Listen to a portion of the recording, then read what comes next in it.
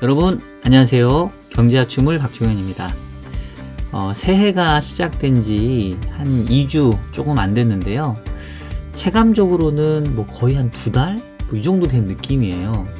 연초부터 이 중동발 지정학적 리스크가 크게 불거졌다가 지난주에는 다행히 좀 진정되는 모습들을 보였는데요. 금융시장이 빠르게 이렇게 중동발 위험에서 좀 벗어나는 모습들을 보여서 다행이긴 했습니다만, 이 연초부터 이 다이내믹한 이 금융시장의 흐름을 보면서 올 한해도 거의 이 금융시장의 난이도는 별 5개짜리 정도 되지 않을까 상당히 걱정이 됩니다. 앞으로도 많은 이슈와 또 이벤트들이 좀 나올 텐데, 여러분 저희 주간 전망소 함께 하시면서 한 주 동안 짚어 나가야 될 주요 변수들 꼼꼼히 살펴보시기를 바라겠습니다. 자, 그러면 오늘도 어김없이 일요일에 만나는 주간 전망소 또는 월요일에 듣는 분도 많겠죠. 자, 바로 시작하도록 하겠습니다.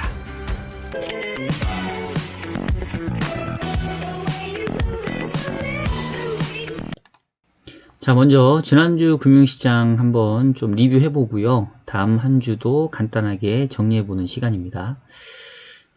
일단 지난주에는 다행히 우리 연초에 이제 중동발 지정학적 리스크가 크게 불거졌었는데, 이제 이란이 미군 기지에 대해서 폭격을 하면서 과연 이게 전면전으로 불거질지 상당히 좀 관심이 집중됐었는데요. 트럼프 대통령이 일단은 이 미군 기지 폭격에 대한 대응으로서 이란에 대해서 군사 조치를 하는 대신에 지금 주말에 보면 철강산업 또 주요 당국자에게 경제 제재를 가하는 쪽으로 입장을 발표를 했습니다. 물론 이제 그 이전에 뭐 성명서 기자회견을 하면서 군사 제재 쪽으로 이제 뭐 가닥을 좀 잡으면서 금융시장은 뭐 빠르게 안도를 하기 시작을 했고요. 다만 이제 군사 조치 대신에 철강 산업에 대한 제재를 가하게 되면서 이게 이란과 미국 간의 갈등이 장기화될 소지는 분명히 있고, 지금 뭐 이란은 핵실험도 재개할 그럴 뭐 어떤 의사를 지금 내비치고 있는 상황입니다. 그래서 당장은 조금은 이슈는 가라앉겠지만 언제든지 다시 또 불거질 수 있는 변수이기 때문에 뭐 계속해서 모니터링 해봐야 될 것 같고요. 다만 조금 이제 변수가 될 수 있는 게 이게 참 상당히 안타까운 소식인 것 같아요. 결국은 이제 이 우크라이나 여객기가 이 이란의 어떤 이제 실수에 의해서 미사일 발사에 의해서 격추됐다라는 게 지금 이제 사실로 판명이 났고요. 지금 뭐 이란 내부에서도 상당히 이제 그런 어떤 조의를 표하는 이제 이런 모습들을 보였는데, 어떻게 보면은 이제 군사적인 어떤 충돌, 무력 충돌을 하기에는 상당히 좀 이제 조심스러워지겠죠. 어쨌든 민간 여객기가 아무 죄도 없는 사람들이 지금 이런 미국과 이란 간의 군사적인 긴장감으로 인해서 지금 이런 정말 가슴 아픈 일이 벌어진 거 아니겠습니까? 그래서 단기적으로 봤었을 때는 무력 충돌의 가능성은 오히려 좀 줄어드는 쪽으로 볼 수도 있지 않을까 싶긴 한데, 이제 향후에 이제 뭐 그 사고에 대한 이제 규명 여부, 또 이거에 따른 어떤 뭐 보상금 문제, 뭐 이런 것들 때문에 계속 중동에서 좀 시끌시끌할 것 같긴 해요. 그래서 단기적으로는 조금 가라앉겠지만 여전히 계속 또 올 한해 변수로 남아 있을 것 같다, 이렇게 좀 볼 수가 있을 것 같습니다. 이렇게 주식시장이 좀 빠르게 위험에서 벗어나면서 지난주에 보면은 다시 글로벌 증시가 상당히 큰 폭의 상승을 보였고요. 특히나 이제 우리 증시의 상승세가 좀 돋보였습니다. 보시면은 지금 코스피 같은 경우에 2200선을 다시 회복을 했는데, 지난주에 다시 외국인이 코스피 시장에서 1조 넘게 순매수세를 보였고요. 결국 이제 삼성전자와 하이닉스와 같은 IT 대형주의 매수세가 몰리면서 삼성전자가 지금 신고가 경신을 하면서 거의 6만원 선에 좀 근접하는 모습들을 좀 보였어요. 아무래도 최근에 약간 반도체 가격들이 좀 반등, 그리고 수출도 바닥을 찍고 조금 올라오는 모습, 뭐 제가 계속 주간 전망소 시간에 매크로 모멘텀이 좀 바닥을 다지고 조금 반등에 기울기는 모르겠지만 올라올 가능성이 크다 이제 이 말씀을 드리고 있는데요. 가장 크게 탄력을 받고 있는 게 바로 IT 대형주가 되겠습니다.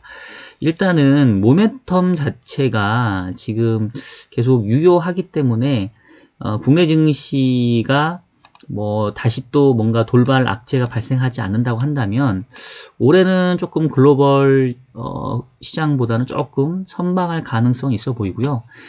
역시 현재로서는 대장주인 IT 이총사라고 할 수 있겠죠. 삼성전자와 하이닉스 위주의 그런 대형 IT 주가의 상승세가 시장을 계속 견인할 가능성이 좀 커 보인다. 이렇게 좀 말씀을 드릴 수가 있을 것 같습니다. 자, 반면에 채권 시장의 경우에는 지난주에 뭐 상당히 그 약세를 보였는데요. 뭐 사실 미국채 시장은 미국 금리 빠졌다가 뭐 그냥 올라온 정도에서 큰 움직임은 아니었는데 국내 금리가 생각보다 좀 크게 올라왔습니다. 지금 국내 금리 같은 경우에는 국고채 3년 금리가 한때 기준금리 1.25에 육박했다가 지금 뭐 한 주 동안 15bp 상승했고요. 국고채 10년 금리도 지금 15bp 뭐 보시면 차트를 보시면 거의 단기간에 지금 급등을 해버렸어요. 일단은 연초에 금리 빠진 것보다 더 올라왔는데 사실 좀 약간 스텝이 꼬인 부분이 있는 것 같아요. 연초부터 대규모의 국채 발행이 진행이 되는데 가격 부담이 있고 당초에는 물량 부담이 있을 거다라는 그런 우려들이 있었는데 이 중동발 지정학적 리스크 때문에 금리가 빠지면서 시작하면서 즉 채권 가격이 좀 비싸져 버린 거예요. 이제 그 상태에서 대규모의 입찰을 받다 보니까 오히려 나중에 악성 매물들이 출회되는 모습들을 좀 보였습니다. 지금 상당히 금리가 좀 연초에 급락했다가 그 이상으로 지금 급등하는 모습을 보여서 채권시장 참가자들 입장에서는 정말 난이도 최고 등급의 레벨을 연초에 맛보고 있는 상황인데요. 일단은 단기적으로는 금리가 가파르게 올라온 부분들이 이제 가격 메리트를 좀 부각시킬 수 있는 상황이 오긴 했는데 지금 전체적으로 위험 자산들에 조금 힘이 실리는 이제 이런 상황들이기 때문에 채권 시장이 뭐 빠르게 강세로 전환되기에는 좀 쉽진 않아 보이고요. 지금 이제 다음 주에 눈여겨봐야 될 거는 주식이나 채권 모두 할 것 없이 이제 1월 15일 날 예정되어 있는 이제 1단계 무역 합의일 겁니다. 지금 트럼프 대통령이 1단계 무역 합의에 대한 서명은 15일 날 하고 2단계 합의는 대선 이후에 진행하는 게 좋지 않겠냐라고 지금 얘기를 하고 있거든요. 그 얘기는 이제 대선 전까지는 뚜렷하게 갈등을 부각시키지는 않고 이제 자기 대통령 재선된 다음에 다시 중국을 몰아붙이겠다 이제 이런 입장인 것 같아요. 그래서 1단계 무역 합의의 수준 자체가 어느 정도인지가 좀 관건이 될 것 같은데 지금 아직은 내용이 정확하게 알려지진 않았거든요.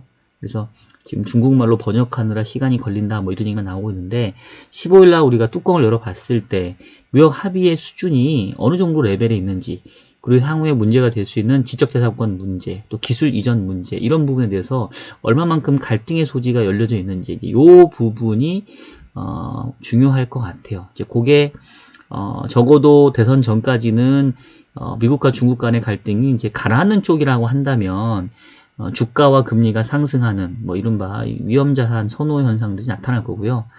1단계 무역 합의 내용이 막상 열어보니까 별게 없다라고 한다면 이제 조금 애매해질 수도 있겠죠. 특히 최근에 미국 주가가 지금 올라오는 거는 지금까지는 좋았는데 이제 고평가 논란이 좀 일어나고 있는 상황입니다. 현재 그 다우 같은 경우는 29,000선 잠깐 올라갔다가 지난 금요일날 고용지표 부진하면서 조금 되밀린 상황인데요. 그 S&P 기준으로 보면 우리가 PER이라는 지표, PER라고 하기도 하고 PER이라고 하죠. 주가 수익 비율 뭐 기본적으로 주식시장 보시는 분들은 아는 그런 그 일종의 밸류에이션 지표인데 지금 S&P가 PER 그 수준이 18.6배 정도 됩니다. 그 과거 지난 5년 동안의 평균 수준은 한 16.7배 정도였고요.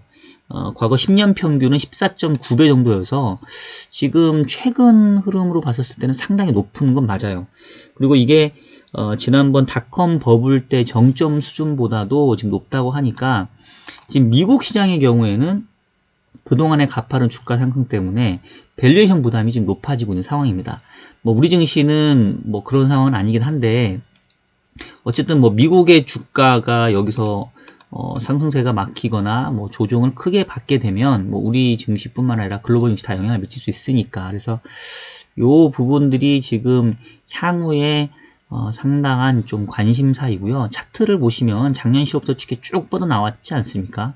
그래서 그동안 몇 번의 악재에도 큰 조정이 없었고, 요번에 사실 중동발 위험에도 뭐 보시는 것처럼 미국 주가는 크게 움직임이 없었어요. 그래서 언제 정도의 조정이 있을 거냐라는 부분도 관심사인데, 어쩌면 다음 주 15일에 있는 무역 합의 내용이 상당히 중요할 수 있겠다.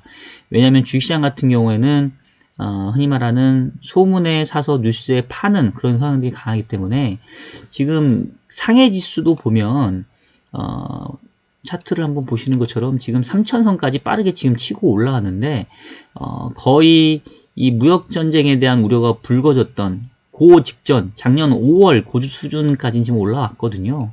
그래서 지금 뭐 미국이나 중국이나 할 것 없이 무역 합의에 대한 기대감들을 빠르게 반영한 상황이기 때문에, 오히려 무역 합의에 대한 내용들이 노출이 되고 그 내용 자체가 그렇게 기대치를 충족시켜주지 못하면 그게 오히려 조정의 빌미가 될 수도 있다. 미국 주가의 경우에는 뭐 국내의 주식은 그보다 조금 선망할 수 있을 것 같지만, 그래서 그런 차원에서 다음 주는 상당히 조금 이 무역 합의에 대한 내용들에 좀 집중을 해야 될 것 같습니다. 뭐 이 부분이 또 지금은 주가하고 금리가 서로 약간 좀 보완제보다는 경쟁제, 대체제로서의 그 어떤 가능성이 부각되는 시기가 다시 좀 된 것 같아요. 외환시장의 경우에는 그 지난주에 그 중동발 리스크가 커졌다가 약화되는 그런 상당히 큰 난이도가 높은 변동성 속에서 달러화는 상당히 좀 강세를 보였는데, 재밌는 것은 그 와중에 보면 위안화가 지금 7위안 밑으로 쭉 빠지면서 6.9위안까지 낮아졌고요. 달러원 환율도 1160대 초반까지 지금 내려왔습니다.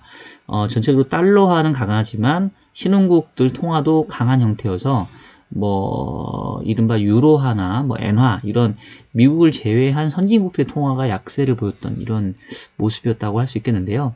결국 이제 이런 거는 무역 합의에 대한 기대, 미국과 중국 간의 무역 합의에 대한 기대가 지금 일정 부분 좀 반영되어 있는, 역시 외환시장도 마찬가지라고 볼 수 있겠어요. 그래서 다음 주 상당히 주식, 채권, 외환 모두 1단계 무역 합의에 대한 내용들, 그거에 대한 해석, 이 부분이 상당히 중요해 보인다. 이렇게 말씀드릴 수 있겠습니다. 자, 유가는 지금 제가 지난주에 이 중동발 리스크가 커지냐 말 거냐를 우리가 눈으로 가장 쉽게 볼 수 있는 게 결국 이제 유가일 거다라고 말씀드렸는데, 지금 유가가 한때 뭐 65불 수준까지 WTI 기준으로 갔다가 지금 59불까지 쑥 빠졌죠. 결국은 뭐 크게 이 군사적인 전면전으로 가지는 않을 것 같다라는 것들을 좀 보여준 것 같고요. 유가의 흐름으로 봤을 때는 중동 이슈는 조금 가라앉을 가능성이 현재 좀 높아 보입니다. 그리고 지난주에 보면은 뭐 금 가격도 상당히 많이 높아졌다가 조금 이제 조정받는 모습이었고요. 오랜만에 비트코인 가격도 한때 800만원이 붕괴됐던 이런 모습에서 지금 900만원대 초반까지 올라왔습니다. 요즘에 이 비트코인 가격들 보면 약간 좀 금하고 비슷하게 움직여요. 금 가격도 보면 최근에 좀 불확실성 불거진 이후에 좀 더 올라왔는데, 약간 좀 기존의 그 전통적인 통화의 어떤 대응치로서 자꾸 인식을 하는 이런 모습들입니다. 자, 요 정도로 해서 간단하게 지난주 금융시장 그리고 향후 전망까지 살펴드렸고요. 이어서 우리가 다음 주에 눈여겨봐야 될 지표들, 또 이벤트 뭐가 있는지 한번 살펴보도록 하겠습니다. 여러분, 제 목소리가 조금 오늘은 힘이 없어 보이죠? 제가 지금 이 영상을 일요일 새벽 1시 39분에 지금 찍고 있어요. 지금 식구들 다 자고 있기 때문에 조용하게 지금 녹음하느라 목소리가 조금 그렇습니다. 양해를 해주시고요. 제가 이제 올해부터는 주간 전망도 조금 재밌게 해보려고 좀 노력을 해보려 했는데, 이게 내용들이 다 딱딱해서 재밌게 하기 쉽지가 않아요. 그래도 이 정도면 지루하지 않게 하잖아요. 예, 여러분 이 정도로 이해해 주시기 바라겠습니다. 자, 일단 다음 주 가장 먼저 이제 눈에 띄는 거는 금요일 날 뭐가 많아요.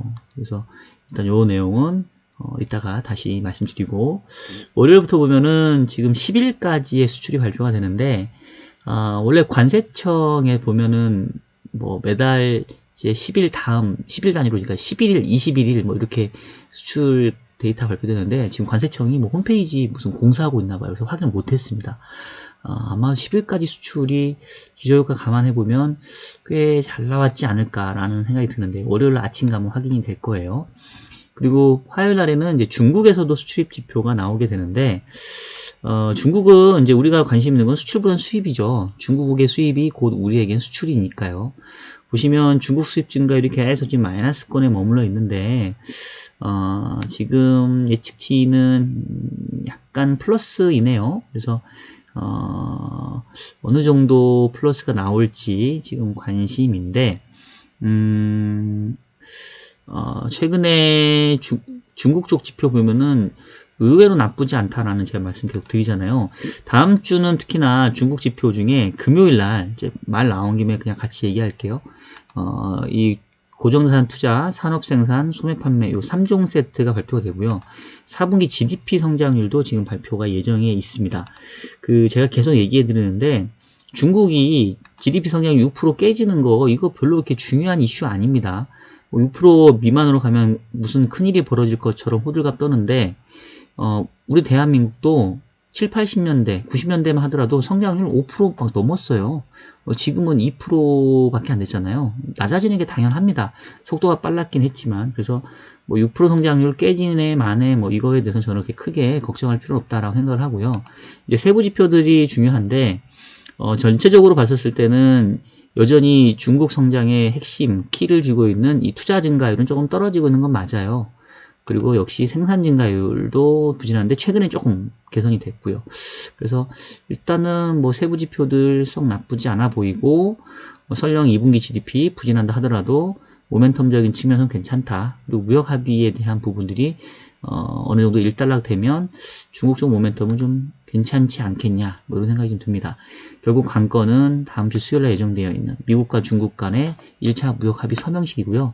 현재 류허 부총리가 아마도 트럼프 대통령의 카운터파티 역할을 하려고, 뭐 전 기사로는 13일날 미국에 가서 뭐 15일 서명하고 뭐 그 다음에 이제 바로 귀국한다라고 했었는데, 하도 이게 그동안에 이제 여러 가지 마찰들 또 돌발 변수도 있었기 때문에 하여튼 15일까지는 꺼진 불도 다시 보자는 심리에서 지켜보도록 하겠고요. 내용적인 부분들 한번 그때 또 나오면 다음 주에 제가 또 리뷰를 해드리도록 하겠습니다. 그리고 수요일날은 뭐 한국 고용지표 있는데, 뭐 최근에 정부가 연초부터 뭐 재정지출 엄청 때려받고 있는 상황이니까 뭐 숫자는 잘 나오겠죠. 계속 질적인 부분이 문제이지, 뭐 고용자 수 30만 명 넘고 이러는데 제가 봤을 때는 뭐 좀 그렇습니다. 그리고 목요일로 넘어가 보시면은 이제 ECB 의사록 나오고 또 미국의 소매 판매가 예정이 되어 있는데, 지난주에 미국의 고용 지표가 조금 부진하게 나왔어요. 뭐 사실 부진했다라고 표현하기보다는 이제 기대치가 워낙 높았기 때문인데, 예상 수준보다 일자리 수가 조금 낮았었고요. 그 다음에 이제 임금 상승률도 2.9%밖에 안 됐고, 특히나 이제 일자리 중에 보면 제조업 지표가 좀 부진했습니다. 최근에 이제 미국 경제를 보면 양극단에 있는 게, 소매 관련된 지표들은 되게 좋았어요. 소비 관련 지표들은. 근데 고용도 좋았지만 이제 제조업 고용은 안 좋았고, 제조업 PMI 뭐 이런 지표들은 최근에 안 좋았거든요. ISM 제조업 지수도 지난주에 제가 말씀드린 것 같은데, 지금 보시는 것처럼 금융 이후 최저 수준. 그래서 어떻게 보면 미국 경제의 제조업과 관련된 고용 쪽은 안 좋은데, 지금 소비는 계속 좋은, 소비가 좋았던 이유는 일종의 약간 부의 효과가 작용한 것 같아요. 주가가 사상 최고치이고, 그리고 좀 금리도 낮아지면서 소비 환경은 상당히 좋았지만, 반대급부로 이제 제조업이나 이런 그 고용 상태는 조금씩 뭔가 균열이 생기는 듯한 모습. 그래서 과연 어느 쪽의 영향이 커져서 향후에 미국 경제를 이제 이끌 건지가 중요한데, 일단은 소비가 계속 좋았기 때문에 요번 달 지표도 좋게 나올지가 관건이고요. 지금 이제 둘 중에 하나가 방향을 틀게 되면 이제 그때부터는 뭔가 조금 긴장감이 커지겠죠. 즉 그동안 좋았던 소비가 안 좋아지기 시작을 하거나, 아니면 그동안에 안 좋았던 제조업 지표가 이제는 좋아지기 시작하거나, 둘 중에 어떤 게 먼저일지가 상당히 이 향후 미국 경제의 중요한 그런 관전 포인트가 될 것 같아요. 또 그거에 키를 쥐고 있는 게 또 상당한 이 미국과 뭐 중국 그리고 또 다른 국가들과의 어떤 무역 분쟁 이런 거고요. 또 불확실성들. 요거는 뭐 섣불리 예단하기가 쉽지가 않으니까 어떤 쪽에 영향력이 더 커질지를 향후에 지켜보자 라는 구도만 좀 말씀을 드리겠고요. 하나하나씩 좀 짚어나가는 게 대응하는데 현명한 그런 우리의 자세이지 않을까 싶습니다. 금요일날 이제 뭐가 많다고 말씀드렸는데, 일단은 그 한국은행 금융통화위원회가 있어요. 뭐 지금 이제 미국이 올해 적어도 상반기 내내 금리 동결이 예상이 되면서 한국은행의 금리 인하 가능성도 조금은 낮아지는 모습이긴 한데, 지금 이제 관건은 현재 7명의 금통위원 중에 2분, 조동철 위원과 신인석 위원이 금리 인하의 소수 의견을 견지하고 계시거든요. 이 두 분이 여전히 다음 주 금통위에서도 금리 인하의 소수 의견을 남길지, 아니면 이분들이 이제 최근에 지표들이 조금 개선되는 모습 보이니까 약간 꼬리를 내릴지가 사실 제일 중요해요. 채권 시장은 지금 가장 관심일 겁니다. 특히나 지난주에 보면 그 KDI가 국내 경기에 대해서 그동안 계속 부정적으로 평가했다가 지금 낙관적인 쪽으로 살짝 톤이 돌았어요. 최근에 지표들이 일정 부분 경기 개선의 징후들을 보여준다. 뭐 저도 계속 그 얘기를 하고 있잖아요. 그리고 마침 또 다음 주 금요일 날 기재부가 이 그린북이라는 경제 지표를 경제 동향 그 리포트를 발표하는데, 뭐 원래 기재부는 약간 경기에 긍정적인 쪽 얘기를 하니까, 그래서 한국은행 내에서도 이제 그런 의견들이 받아지게 된다고 한다면, 사실 여전히 연초 뭐 적어도 뭐 상반기 내에 국내에서 금리 인하 기대들을 좀 채권 시장은 갖고 있는데, 그 기대들이 조금 빠르게 조정될 가능성이 있습니다.